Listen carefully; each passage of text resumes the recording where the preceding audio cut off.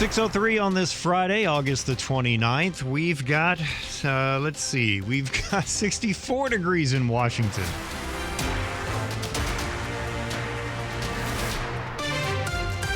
High today going up to the 80s. Good morning, everybody. I'm Kyle Cooper. I'm Michelle Basch. The top local stories we're following. The Trump administration has been outspoken about roads in the district needing major upgrades.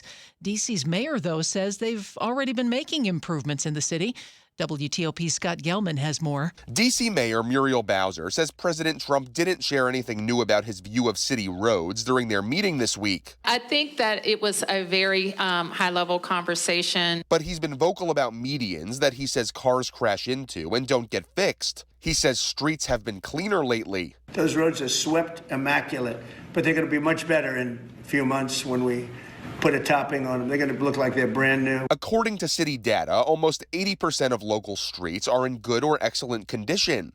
A decade ago, over half were in poor or fair condition. The city has repaved over 850 miles of roads and almost 400 miles of sidewalks. Though I don't know much of the details, we will be supportive of the president's $2 billion request to improve infrastructure, especially federal infrastructure in the district. President Trump is asking Congress for that money to beautify D.C. Scott Gelman, WTOP News. What should federal buildings look like in the nation's capital and around the country? President Trump has issued an executive order outlining his design preferences. More now from WTOP's Neil Augenstein.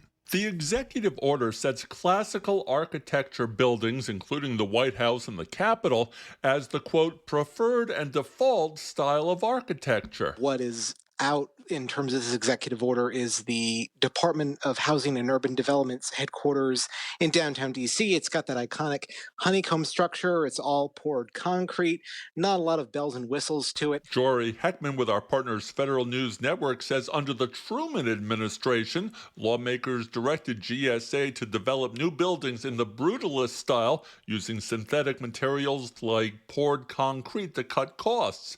The Trump White House says the majority of American taxpayers want classical, regionally inspired public buildings that beautify public spaces, and their government should respect their preferences. That's not to say that there's an outright ban on brutalist or modernist buildings, but it's really clear here that the prevailing sense of what's going to be greenlit going forward is going to be more of these classical type buildings. Neil Augenstein, WTOP News.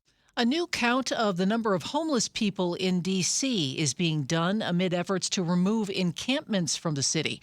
Mayor Muriel Bowser says it will help evaluate the situation. That will give us an accounting of if any tents remain, where those tents are, the number of residents living there, and the number of people who may not be in tents but are still on the street. Our partners at 7 News report the count began at 8:30 last night and was expected to continue through 1 this morning. We'll let you know when the results are released. The effort is similar to the city's annual point-in-time count of the unhoused, which is done on a single night in January. The most recent one found a 9% drop in the number of homeless compared to the year before. An investigation underway into the death of a man who died in police custody earlier this month. WTOP's Dan Ronan tells us the incident started as a routine public intoxication arrest.